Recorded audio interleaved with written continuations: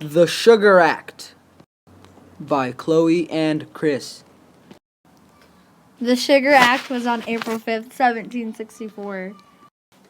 Parliament passes a modified version of the Sugar and Molasses Act that was originally made in 1733 and was about to expire. Under the new act, colonial merchants were required to pay a tax of 6 pence per gallon of imported molasses.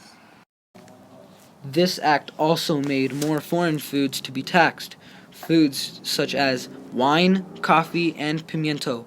This sharply reduced trade with the Canary Islands and the French West Indies. The situation disrupted the colonial economy by reducing the markets to which the colonies could sell. Down are some pictures of wine, pimiento, and coffee. You may be asking that how did this lead to the revolution? Without the Sugar Act, the revolution may not have happened in the U.S. because this act and the Currency Act set the stage for the revolt at the imposition of the Stamp Act.